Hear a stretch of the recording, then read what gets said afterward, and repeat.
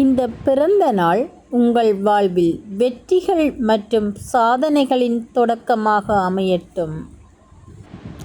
நன்னாள் பொன்னாள் இந்நாள் வாழ்க நலமாய் பாரிலே. 100 ஆண்டுகள் ஆயினும் வாழ்க வாழ்க தமிழுடன் என்றுமே. இனிய பிறந்த நாள் வாழ்த்துக்கள். வணக்கம். 14ஆம் திகதி 12ஆம் மாதம் 2025ஆம் ஆண்டு.